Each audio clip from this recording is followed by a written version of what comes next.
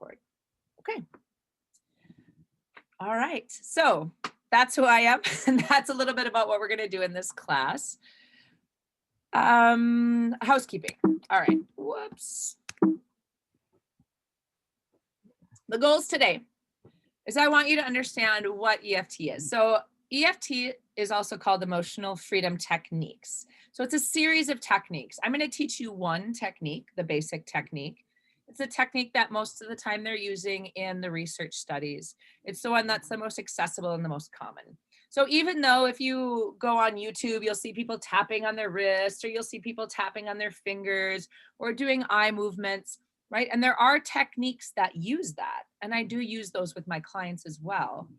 But it's nice to have just one basic technique to focus on, to become proficient at, and one that you can just default to. So if you miss a point when you're ever tapping, or you're using different points that you saw on YouTube, you do them in a different order, all of that's fine. You'll still have a beneficial effect. So by the end of today, I also want you to have a basic understanding of the benefits of emotional freedom techniques, or EFT, or tapping, right? It's all the same thing. It's just different terms for it, for loneliness and other strong emotions.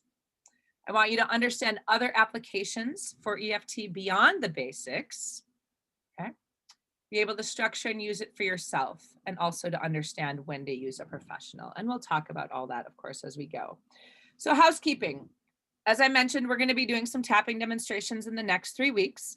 And the way that'll look, and this will become more clear at the end of the class, and it'll become more clear at the end of next class, is that we'll have you focus. We'll have you think about a couple of times that you've been feeling lonely. We'll kind of tell you what the theme is going to be for the week. We'll have you write down some events and some situations, and then set that aside and have you tap along with the demo that I'm working with, so you receive the same benefits without necessarily having to address your own. Okay. The beauty about that is then, for me as a facilitator, it's easier for me to manage the class because people can kind of stay on track, and it's a little bit less triggering per se. Triggering is a bad word, but because we're not working with something that might come up that's traumatic for you personally, right? We're all focused on the demo. You can get a lot of benefits without really having to go into something that may be a little bit emotionally overwhelming for you, okay? But at the same time, you'll be moving through it in a way that's unconscious and subconscious, and you'll be able to track by the end of the thing, like, oh yeah, that moved, that changed, that had a shift. I want you at all times to use the chat box to ask questions, or make comments, or share statements. You can send something directly to me by clicking on just my name, or you can put it in for everybody. I will check the chat. Usually it pops up for me when I'm running my PowerPoint, but if it's something that's really important, or you're like, hey, I want to know this right now, please unmute yourself, ask the question. Because I like my classes to be a little bit interactive. I like them to be a little bit more flowy. I don't just want to sit up here and talk. I mean, I can, I'm really good at it, but I can talk forever, but that's not really the goal, right? The goal is to help you feel like you're getting what you need, that your questions are answered, that you feel comfortable using this technique and this tool, right? So if it's beneficial for you to unmute yourself and say, ho, wait, I didn't understand what you just said. Or, hey, I wrote this down like this, is that actually correct? Whatever, please do that, okay? I would ask you, the only time I'd ask you not to do that is when I'm in the middle of a demo with somebody, right? So if I'm actually working one-on-one with somebody, put it in the chat box, or wait until I'm done with the demo, or I prompt for questions. So the classes are going to be recorded, and they'll be emailed out to anybody on the list. And as I said, I have a couple demos of people that have volunteered to do demonstrations with, but if you would like to be a demo as well, set up a health and healing strategy session with me. I'll put the link up for that at the end of the session, right? Or you can go to my website and look under services, and you can link there to my Calendly account, and you can book something. And that's just a free 20 or 30 minutes conversation. And then we can talk about what it is that you want to work with me. Is it comfortable, and is it appropriate to do in a demonstration type format in this class? Any questions so far? I can't. No, go ahead. Should we have a piece of paper and pencil? Should we be able to take notes, or should we just be more in a listening mode tonight? I would say take notes, because I'll also be asking you to write a setup statement. So that's a great question. Thank you. Okay, I'm gonna grab I'm my. gonna put a note to make sure that people grab pen and paper, and I can put that on my PowerPoint. So if you need to run and do that. Water is also helpful for a lot of people. Okay. So I might be sharing some studies or research or data, testimonials around emotional freedom techniques. But of course, as a complementary medicine practitioner, I'm not allowed to make claims or say that I treat or cure or diagnose any disease, any condition, right? So if you ever look at websites of alternative medicine practitioners, you'll see that we use a lot of things like, if you're having feelings of anxiety and feelings of depression or discomfort in your body, right? Because we're not allowed to say the word pain. We're not allowed to say we're working with anxiety, right? But we can work with feelings. We can work with sensations in the body. So what is emotional freedom techniques? As I mentioned, it's a series of techniques to help us regulate our nervous system. And you're going to use the basic system today. One study found that emotional freedom techniques reduces the stress hormone cortisol by 37% and decreases feelings of anxiety by 40%. Okay. So that's big. They also did a side-by-side comparison with cognitive behavioral therapy and found out that when people used tapping versus cognitive behavioral therapy, they got very similar results, but it happened in 3 sessions versus 15. Right? So this is why so many counselors and social workers and psychotherapists and therapists and all these people are starting to incorporate EFT. And it's been around for many, many years.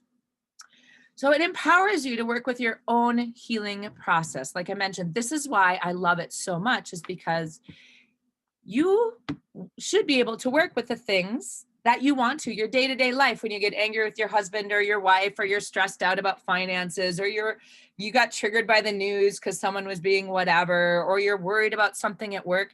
That's something that you can work with, and really quickly and easily, with emotional freedom technique. And then what I work with you with is when you're in those stuck spots, or you need a little bit more assistance or guidance, or there's a belief system or a trauma that's underneath, right? But EFT helps you see things from a new and healthier perspective. That's my mom up at Taylor's Falls, sitting over the edge of a cliff.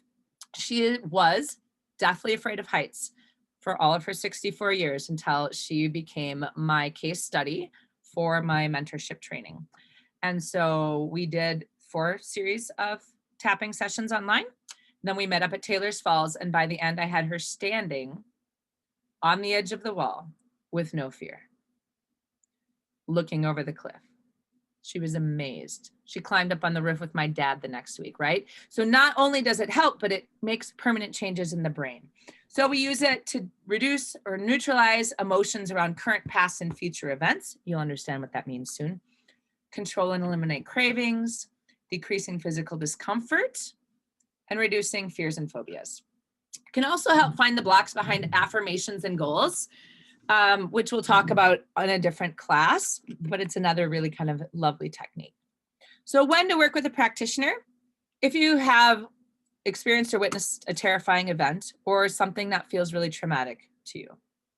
Symptoms such as uncontrollable thoughts, anxiety, nightmares, flashbacks, something that's too emotionally overwhelming, where you just kind of break down or you dissociate, you go out of your body when you're working with something. If you've been exposed to social or interpersonal trauma for a long period of time, if you have a history of abuse, or if you've worked with EFT, like you're tapping on something at home all the time, you're like, this isn't working, and I don't know why this isn't working. I've been tapping on trying to stop eating ice cream for like 3 months, and I'm still eating a lot of ice cream, right? That's where I come in, and I kind of can help find what's underneath that for you, so that way you can have choice about when you want to and do not want to eat ice cream. And then some people just use it for support and accountability. Okay. What do we do when you get rid of these emotions that are controlling your life, right? If you're in a fear space, if you're in an anger space, you are going to react out of fear, out of anger, right? That's how you're making your decisions. But when you use EFT, you can have more calm. So then you have actually clarity and courage and confidence. So you're making a choice from yourself, from your ground, from your body. instead of making a choice out of emotional reaction or fear or a what if. Okay. So here's where we get into the nitty-gritty part of how to do your self-care session for yourself, right? And most of today is going to be teaching you how to do this and then doing some demonstrations, doing a little bit of demonstrations together, because this is like really the whole core of this class. So for those of you that have worked with me, you know some of this or most of this already, and it'll be a little bit of a review. But so what we're going to do for emotional freedom techniques when you're doing tapping at home is you want to identify a specific event in time. And what do I mean by event, right? What I mean is a situation. And like a small situation, not like a whole year of my life, like not the year of coronavirus, right? Like we want to be very specific. And the time can be right now, past, or future. So what do I mean by that? Like, how can I think about something in the future? Well, the brain already knows, like you can get nervous about a speaking engagement in the future. You can get worried about paying your bills. You can get worried about getting sick, right? All these things are very futuristic. We want to identify a specific event in time. So then you're going to identify how you feel thinking about the event right now. For example, let's say I'm working on anger and I'm like, okay, I'm going to identify a specific event in time. I can think about, let's say, fighting with my sister 2 weeks ago. Okay, so I'm not going to think about all the times I fought with my sister because, oh my gosh, that's 43 years worth of fighting. Right? Well, not really, because she's younger than me, so less than that. But, and we don't fight that much, but it's a good example. So I don't want to think about all the times I fought with my sister because my brain's just like, it's overload, right? Because that's going to trigger all of these times, all these different situations, all these reasons why we got angry at each other. Okay. So instead, I'm going to think about that fight I had 2 weeks ago, right? So that's a specific event. Right? Or I could be right now, I'm fighting with my sister and I'm going to be tapping while I'm fighting with her, right? So that can be right now. Or it can be future. Like maybe I know I'm going to go over to her house and she has a really different political viewpoint than I do. And if she brings it up, we're probably going to get into an argument, right? So then that's my future event. Even thinking about talking to my sister about that politic thing, right? So really, really specific. But you want to think about how you feel about it right now. Because I might have been angry at my sister 2 weeks ago when I fought with her, but now I feel sad that I fought with her. I can't change how I felt 2 weeks ago. All I can change is how I feel right now.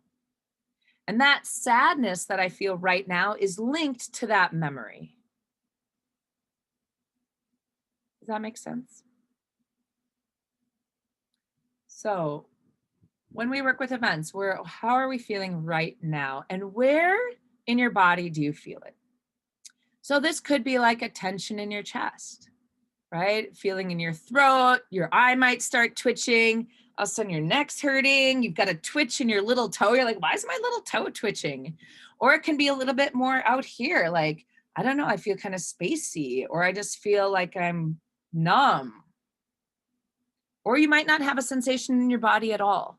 And that's also okay, right? Sometimes things aren't quite stored in our body or we're unable to access them. And that's a protective mechanism sometimes. And that's all right as well. So if there is no place in your body where you feel it, just skip it. Okay. All right. And then you're going to rate the emotion, the level of the emotion from 0 to 10. So in other words, how strong is the emotion right now? Thinking about it. Okay. So 0 is, I'm not feeling it at all. It's perfect. 10 is like, I am so overwhelmed that I can't function almost, right? So it's like that extreme. And the reason why we do this is because we want to know if our tapping rounds are being successful. Because if things aren't moving, then we know we need to shift things up a little bit, right? So the emotion evaluation, some people don't like putting numbers on it. That's fine. You can rate it like low, medium, high, or non-existent, right? It's not there, it's low, it's medium, it's high. That's fine. Whatever scale works well for you, use that scale. Okay. So identifying the event. So once again, your event should be as specific and detailed as possible. So let's say I'm talking about finances. I don't want to say this fear of finances because my brain's like, oh, remember in college when you couldn't, pay for your car? Oh, remember when you were 5 and you wanted that candy bar and you didn't have any money? Right? Oh my gosh, thinking about next month and I don't know if I have enough money to pay my mortgage, right? Once again, just it's too much for your brain. And either you'll get emotionally overwhelmed or nothing will change because your brain can't focus on one neurological pathway. Okay. So even like a fear I might not be able to pay my bills isn't quite specific enough because what does that mean? Does that mean you can't pay minimum? Does that mean forever you can't pay your bills? Does that mean you can't pay it next month? Does that mean, like, what does that mean, right? So once again, your brain wants to be a little more specific. So the more specific you can be, the better. So thinking about looking at my bank statement, right? This would be like a future thing, or maybe it was in the past, right? Thinking about looking at my bank statement, seeing only $30 in my account, like, whoa, right? So I should be able to, if you told me what your event was, I should be able to picture that and be able to be like, okay, that's really clear. That makes sense. So you want your event to be very clear, like the who, what, when, where, why. Use as much of those pieces as you can. Okay. So let's say you can't remember exactly. You're like, God, I kind of remember fighting. I don't even remember what we were fighting about. It was like 4 or 5 weeks ago, but I just know, just anchor in on the memory the best you can, right? Anchor on like that time. Okay, the time we were fighting in the living room about 4 weeks ago, right? Because your brain will know, right? Even if you don't have it quote unquote exactly right. Once again, if your event's overwhelming, traumatic, if you're having problems clearing it, please contact me or another EFT practitioner to kind of help you through and support that. Or, some people go to therapists, counselors, those things as well. Whoever you use as your support system, make sure that you're reaching out to them if you run into something that's more than you anticipated it being. Okay. So same thing with an event, right? The fear of illness is broad. Fear I might get really sick. Well, what does that mean? But if you have this idea of like, oh, here I am sitting at the waiting room at the doctor's, they don't have room for me, right? It's too much. So when we're talking about loneliness, right? Loneliness, 52% of people in 2019, according to the Signal Loneliness Survey, 52% of people said they felt lonely most or all of the time, right? So that's a big chunk of people, and that's a lot of time to feel alone. And as all of you probably understand, right, we can feel alone even when we're around people. Even Carl Jung says, loneliness isn't necessarily about, it says something like this. I'm obviously just kind of talking like I should write it down one of these days, but really what he says is sometimes people feel lonely because they feel like they're not heard, right? That no one understands them. No one understands or can relate to what they're going through.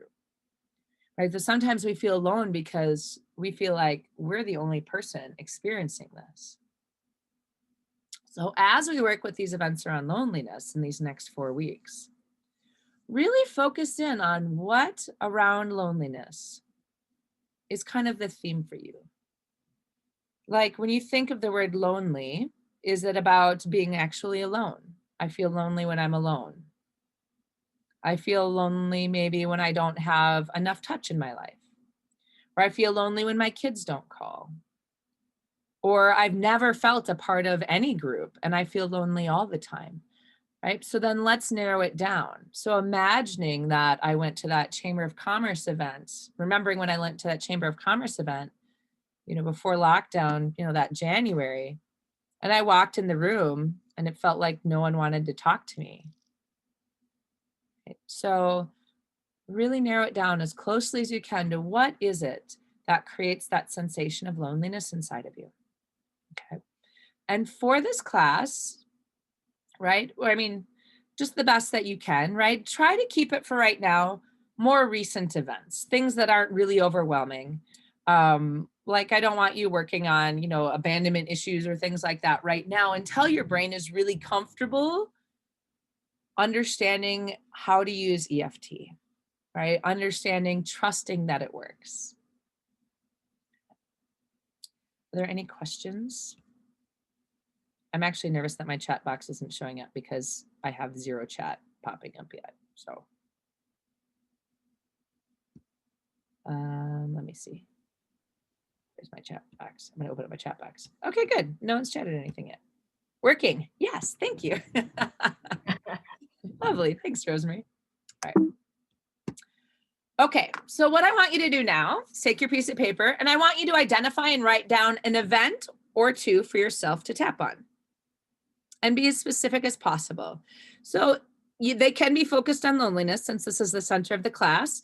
But if you're sitting there and you're like, you know what, I am still annoyed at that client that I had at work today, you know, who told me that I didn't send out my email in a timely manner or whatever, you know, write that down.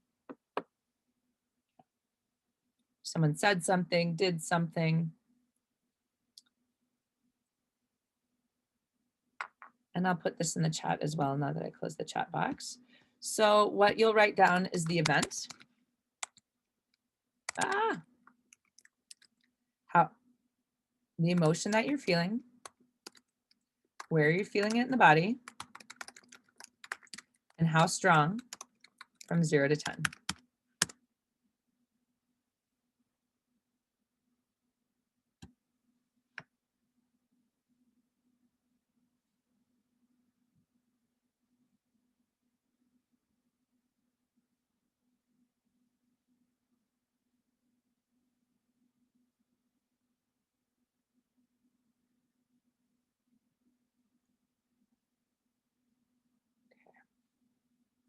So does anyone want to share their event, check in to make sure that it's specific enough that they understand? Are there any questions? You can share it out loud. You can share it in the chat.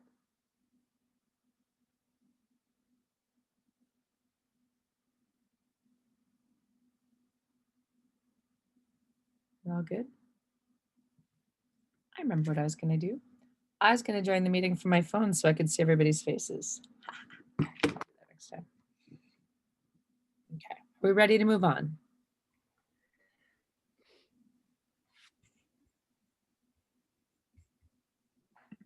Okay, I don't hear any reason not to. Okay, so in the setup statement, right, which is what we're creating right now, the first half of your setup statement is going to honor what is. So even though I'm feeling, and we start with that phrase, so even though I'm feeling this emotion in my body part, plus your event. So for example, this would sound like, even though I feel sadness in my stomach, thinking about fighting with my sister 2 weeks ago, right? Or even though I feel fear in my chest, thinking about trying to pay that bill tomorrow. Right? Even though I feel lonely, thinking about the idea, you know, that I'm going to be away from my cat for 2 days, right? So whatever it is. The second half is a self-acceptance phrase. Okay, so what this looks like and what we usually use in emotional freedom techniques is I deeply and completely accept myself, right? That's kind of the typical one. If you go on YouTube, some people say I deeply and completely love and accept myself, right? But love for a lot of people, right, has a lot of emotion. It has a lot of connotation in it. So for most people, I would say if they use the word love in that, unless they're really confident about using that for themselves, for some people, it can throw them off a little bit and not make the EFT quite as effective. But saying I deeply and completely accept myself for most people works in a lot of situations. Now, that being said, sometimes we don't accept ourselves, right? Like I could be in a place of shame about what happened. I could be in a place of guilt. If I'm lonely, I might be like, I don't accept myself because obviously I did something wrong and I'm not worthy that I feel so lonely, right? So it can also be some of the kind of negative self-talk or some of the self-confidence or self-worth issues that we've grown up to believe, that we were taught to believe, that we've developed over time based upon our circumstances, right? So if I deeply and completely accept myself doesn't resonate with you, if that doesn't feel like, yeah, that's a strong, powerful statement, I really believe that, Then you want to find something else that works really well. Okay, so a lot of people like using I'm open to accepting the situation, right? Like even though I feel, guilt that I punched my sister when I was 4 years old while we were on the playground, right? I'm open to accepting the situation, right? Or I'm open to accepting how I feel about it. Or I accept that I feel this way. I accept that I feel guilty. I may not accept myself for punching my sister, but I accept that I feel guilty about it. Right. So it's a really positive statement. You guys are all going to think I'm so awful to my sister. We actually get along really well. She saw one of my classes. She's like, really? Well done. Like, well, everyone can relate to family usually. So self-acceptance phrase. Okay. If none of these resonate, find something that's positive and powerful that's resonating with you. So for example, a lot of people that are Christian or that believe in different God structures, right, will say like, God loves me anyway. Or like with children, I use my parents love me anyway, or mom loves me anyway, right? I have some people that are using just the opposite. I have some adults that are saying, I know my kids love me anyway. Okay. So, but it should be powerful, not I hope I'll get over it. Or I think someday it'll get better, right? Because see how that just doesn't sound very powerful?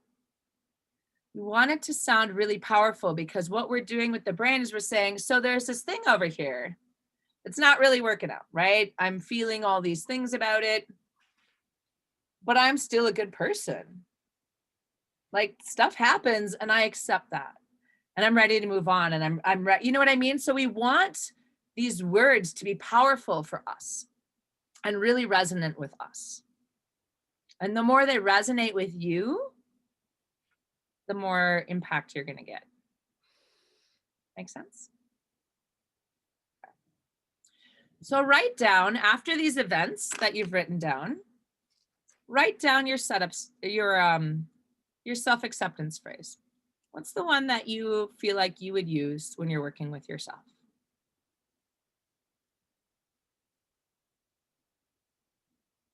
And are there any questions about it? Don, I have a question. Sure. Is it okay if I just unmute you instead of typing? Yes, you can. Okay, so if you have a situation like you talked about, like God versus kids versus accept myself, is there certain situations like, okay, I'm a mom and I have young kids, if it's a situation relating to my kids, it's more powerful to say, I know my kids still love me anyways.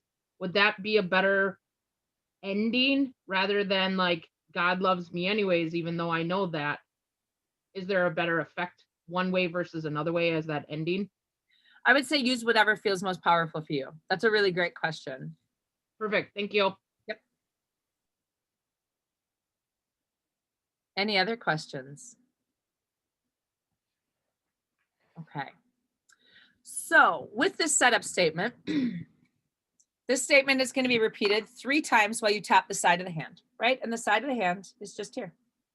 And you can tap either side. It doesn't matter which side you use. A lot of people like using their dominant side, but it's really what feels comfortable. Some people change it in the middle because their hands get tired or their arms get tired or whatever, okay? So the statement would be repeated 3 times while you tap the side of the hand. We'll go through that more specifically soon. So does anybody, once again, want to share, have questions about their setup statement or examples? Whoops, I just went for it, but that's fine. Okay. So let's go through what's called a whole round of tapping. So this is the full process. And all of this is in the PDF that I put in the chat box, which I'll put up again now that, like I screamed. I will put that up again for everybody in case you joined a little bit late. So that bit.ly link goes to the PDF of the EFT tapping points and a brief description of how to set up your setup statement and what that looks like. So feel free to use that, share it, save it, whatever, print up as many copies as you want, because I want everybody to have access to that, okay? So we'd start on the side of the hand. And you'd say that full setup statement, right? So let's say I'm still using that example with my sister. So say, even though, when I think about, or even though I feel sadness in my stomach, thinking about fighting with my sister 2 weeks ago. I deeply and completely accept myself. 3 times. Even though I feel sad in my stomach, thinking about fighting with my sister 2 weeks ago, I deeply and completely accept myself. Even though I feel sadness in my stomach, thinking about fighting with my sister 2 weeks ago, I deeply and completely accept myself. So now all of the rest of the points that we're using are just going to be the emotion and where we feel it in their body, if anywhere. Okay. So the first point, and everyone can do this, right? It's the top of the head. So you can use 3 or 4 fingers, tap on the top of your head. So in this example, I would say the sadness in my stomach. Okay. The next point is the center of the eyebrow. So kind of like right in the corner of the eyebrow. So once again, you can tap on one side, you can tap the other side, you can tap both sides at once. Some people like using 3 fingers, whatever works, whatever feels comfortable for you. And I would once again say sadness in my stomach. The next point is the side of the eye. So at the temples, one side, both sides, doesn't matter. Sadness in my stomach. Yeah, you can keep tapping along because the tapping will help anyway, get it in your brain. The next spot is on the cheekbone, just underneath the eye. Sadness in my stomach. The next spot is under the nose, between the nose and the mouth. Sadness in my stomach. Next spot is between the mouth and the chin. Sadness in my stomach. The next spot is the collarbones. And usually I wear a shirt that's not up to my neck so you can see more clearly. But if you find your collarbones and you go right underneath your collarbones to kind of the side of your breastbone there, there's those soft spots. This is the only one that we like to tap on both sides, right? So you can use both hands or you can use one hand to tap. Or a lot of people will just use a fist or just use their whole hand and allow it to vibrate through their rib cage. That's fine. So whatever is comfortable for you. Once again, I'd say sadness in my stomach. And the last point is under the arm at the side of the ribs, right? So kind of right here, sadness in my stomach. If you don't want to lift your arm up, you can use it, do it same side. You know, when I work with kids, I tell them, you know, look like a monkey, you know, and they like going, ooh, ooh, ooh. You know, my nephews love that too. So anyway, so that doing all of that is considered one round of tapping. So after each round, pause, breathe, take a sip of water if you have some. Okay. And now is when you reevaluate your level of intensity. So remember how I had you with your event, say, where's your emotion? Where is it in your body? And where's the level of intensity, right? So now you're looking at where's the level of intensity? Did it change? Did it go up? Did it go down? Did it stay the same? So every time you do a round of tapping, if you're being clear enough, right? If your event is narrowed down enough, you should have a change in the intensity, right? And sometimes that means going up, right? Sometimes people will be like, oh, that's no big deal. I'm only feeling at a 2. I'm only angry at a level 2. Like, okay, let's start tapping. You know, even though I'm angry, and then all of a sudden they're like, whoa, now I'm angry at like an 8, right? Because sometimes we have it so shoved down because it wasn't safe. You can't yell at your boss at work, right? So sometimes it's shoved so down in our bodies that when we start tapping, it comes up before it goes out, right? So that's okay. Just know that that can happen. Just keep tapping. If you feel your intensity go up, just keep breathing and keep tapping. You can even stop talking if you have to and just breathe. And that doesn't matter whether you're angry, whether you're sad, right? Because remember how I said the emotion can be right now, or the event can be right now.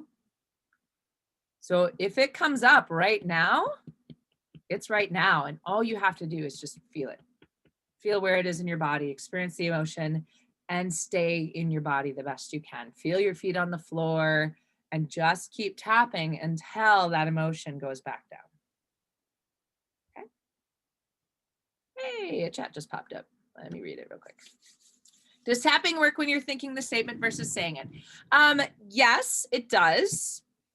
And we do that in stealth tapping. However, they do say, you know, there's always a little bit of conflicting ideas about this, but the idea is that the more senses that you're using, the better it's going to access your brain, right? So when you're saying it out loud, not only are you speaking it, you're hearing it, right? You're using all more parts of your body.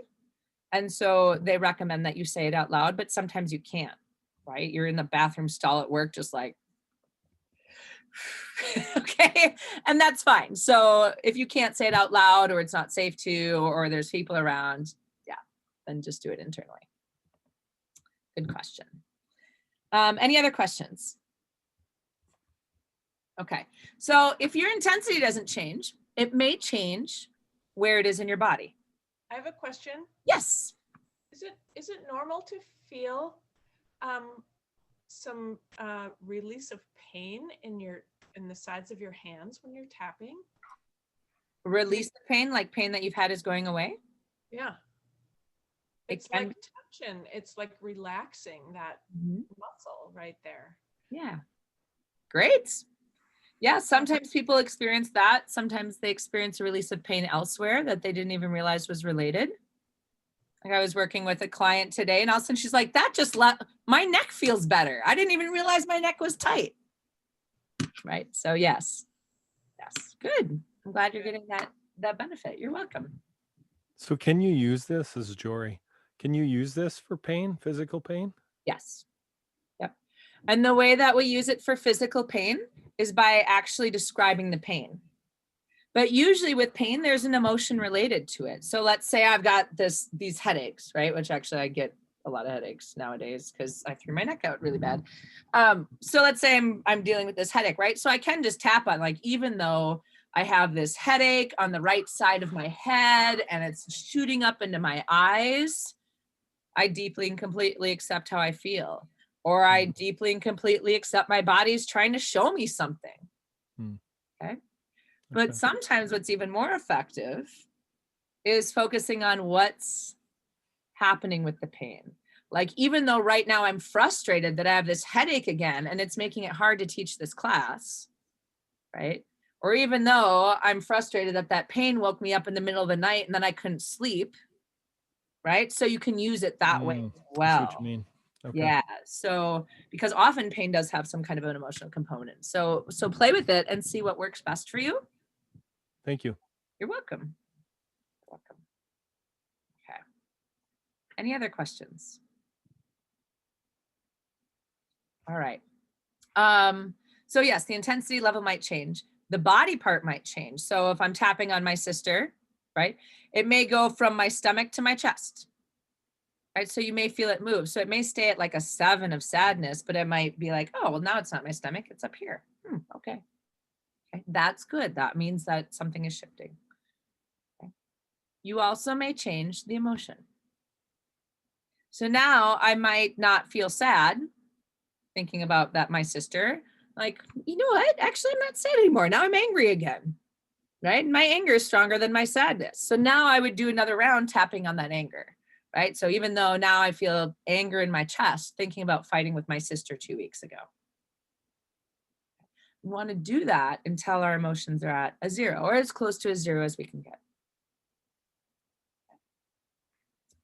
Now, let's say you do a whole round and nothing changes.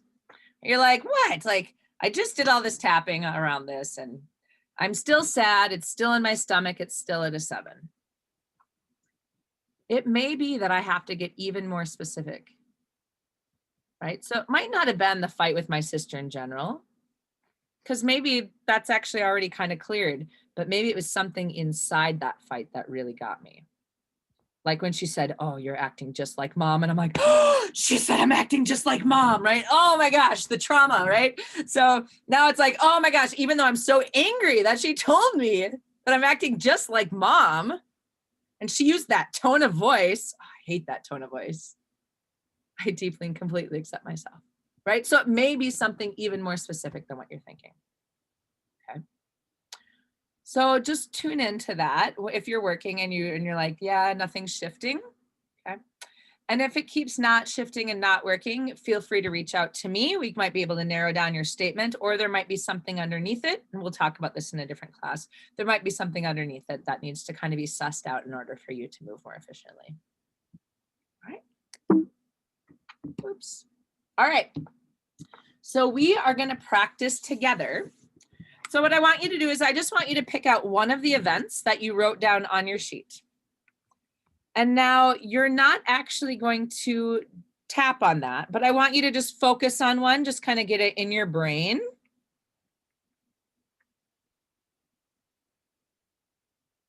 Okay.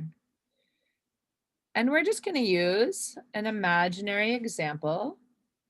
I meant to write this down so I didn't forget.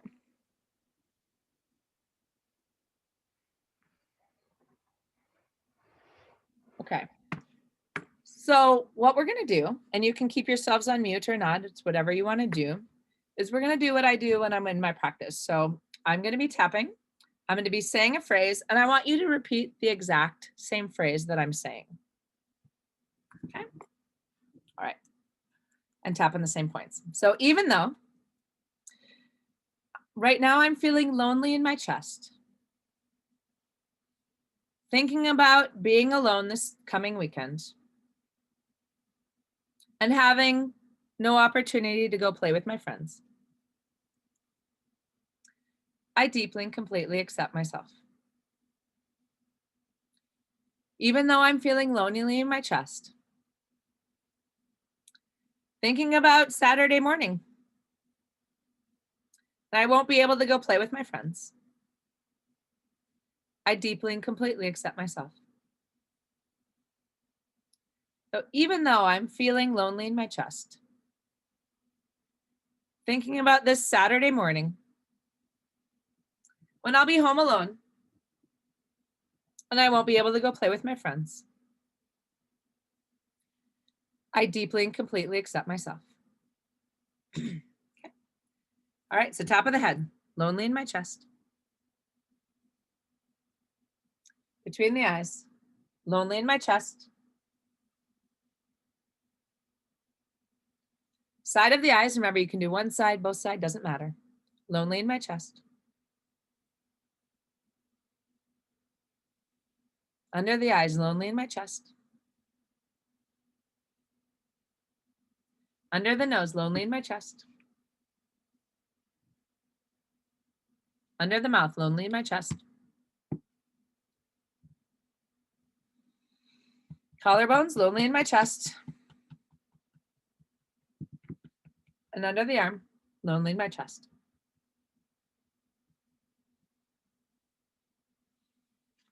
Okay, take a breath. And I want you to just tune back into that first event. And just notice if anything shifted. We're going to do another round. So once again, side of the hand. Even though I'm feeling lonely in my chest, remembering being at home New Year's Eve instead of celebrating, I deeply and completely accept myself. So even though I feel lonely in my chest, remembering being at home New Year's Eve, not having anyone to celebrate with, I deeply and completely accept myself. So even though I feel lonely in my chest, remembering being alone on New Year's Eve, and not celebrating with my friends, I deeply and completely accept myself. Okay, ready? Top of the head. Lonely in my chest. Lonely in my chest. Lonely in my chest. Lonely in my chest. Lonely in my chest. Lonely in my chest. Lonely in my chest. Lonely in my chest.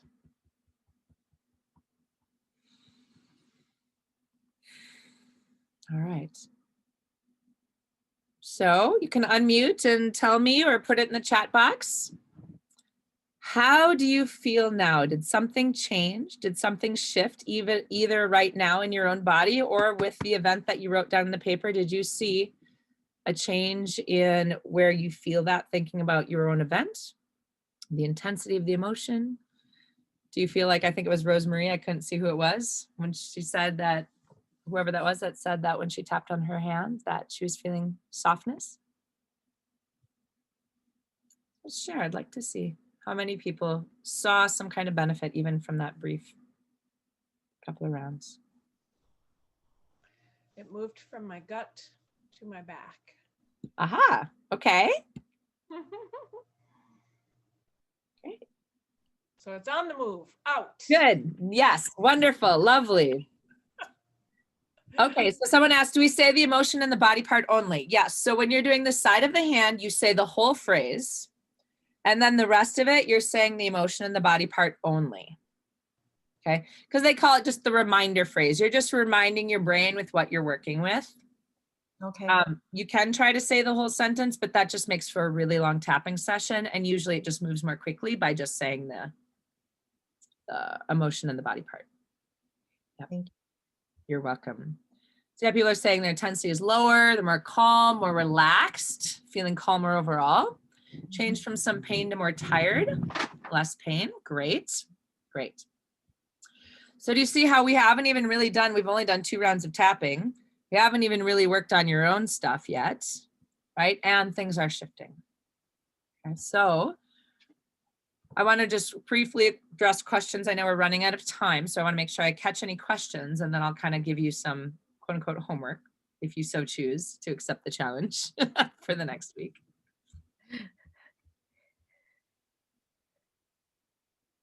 All right.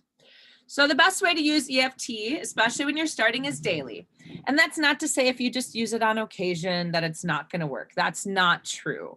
But anytime we learn a new tool, right? The more often you use it, the more it's going to be top of mind when you need it. Okay. So we just did the whole setup statement, the whole phrase, how to do it, how to choose your event. But remember how an event can be right now. So remember, if you're getting emotional anytime in your life in the next week, you're getting angry, you're getting fearful, you're getting anxious, you're getting nervous, you're getting anything, you're laying in bed, you can't sleep, and you're frustrated, you can use this and you can just tap through the points. Now, you can also do something called stealth tapping.